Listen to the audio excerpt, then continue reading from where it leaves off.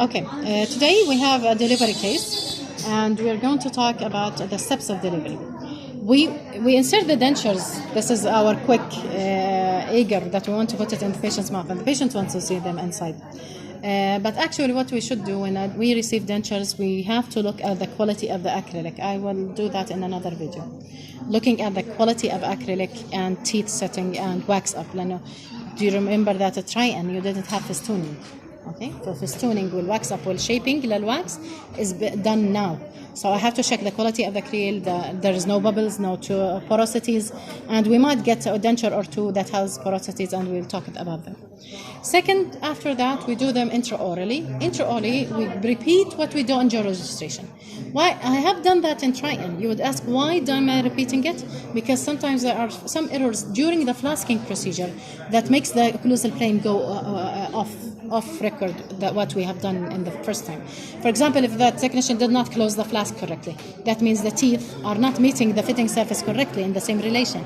They are far away and will have tilts. So we're going to use our fixed plane as we have done in the jaw registration. I'm going to put it inside. I'm going to look at the parallelism with the interpupillary line. I'm going to palpate the tragus or take permission from the patient to remove the scarf or move the scarf a bit. But I could palpate the tragus and it is parallel. Make sure that it doesn't rock. So it is parallel. ميلي لي على راسك الجهة هاي إذا سمحتي. I'm going to palpate the tragus. Okay. Okay, it's here. So this is the tragus. Yes, I do have parallelism as well. So parallelism is there. I also need to check the jaw registration. Once more, the jaw registration was correct in the try-in. What might happen and make it incorrect now? Problems with the flask closure. Okay?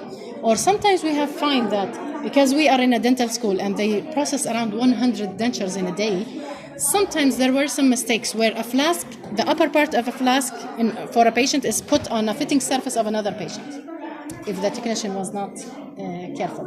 So we might have occlusal problems because the teeth are not fitting the patient. These are some of the problems that happen, especially in big schools. Okay, I'm going to let the patient go to the RCP. لسانك بسقف حلقك. اقلبي. أيوة تمام. شوف الدروب. You see in the drop. عد لسانك شوي شوي. Okay. I can see there's slight open bite. I'm going to see where is the problem from, but the RCP is correct. If we look from the side, the intercuspation of the canines and the premolars and the molars intercuspation with each other are all correct. Okay? مرة ثانية افتحي لسانك في سقف حلقك ورا أيوة عضي لسانك ورا. Okay. Same thing here. We have a little interference preventing this to go in correct overjet and overbite. Remember that we have overjet and overbite, but without touching. Now what we have here is an open bite. They are not also vertically meeting. They should not meet horizontally, but not vertically. This is called an open bite. So I'm going to check for occlusion for that. But other than that, I have my RCP correct. Okay. Now we're going to talk about occlusion in the last of the video, at the end of the video, the last step of this video. افتح اسنانك شوي. And now I'm going to talk about retention. So I'm going to talk about retention. So how do we check retention? When the denture is fully seated with the suction in, okay, what is the difference between suction and out suction? Notice that the denture, when I put it, it's still loose, okay?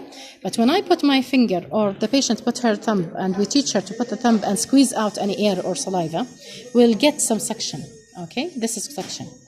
This suction should be present at baseline when we deliver the denture.